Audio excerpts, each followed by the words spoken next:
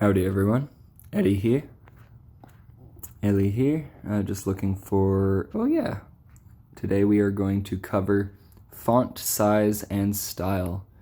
Very easy tutorial today, so this works on most phones. Just follow the basic instructions, look for very similar keywords, should show up. You can probably use this on Android or iPhone.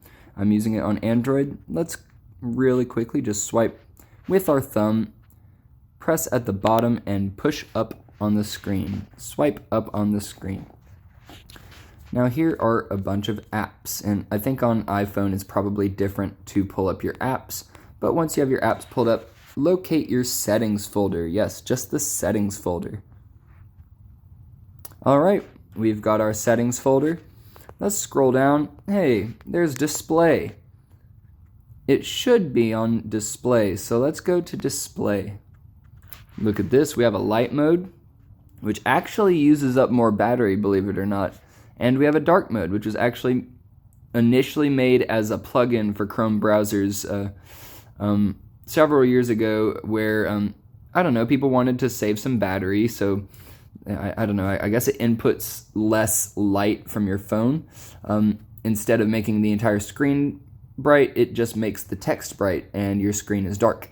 Now, anyway, that was that. Hey, here's brightness. We can adjust brightness, fun stuff. I usually keep it pretty low. I have adaptive brightness on just in case, because I believe that will allow the phone to adjust the brightness if it's too, like say that the screen's really dim and it's outside. I believe this feature will automatically boost your brightness up just a bit so you can see it. Unfortunately, using more brightness on your screen uses up the battery faster, so that's why I usually keep it pretty low for me. And here we go. Here's font size and style. Font size and style. Look at this.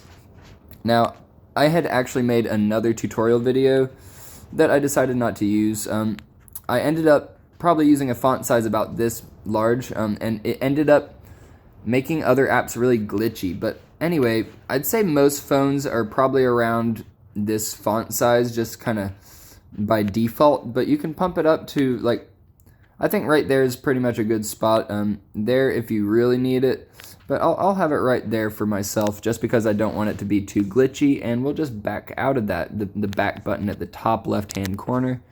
Navigate up, so there we go. We can press that once again. We might as well just press our home button at the bottom, the middle. Oh, whoops.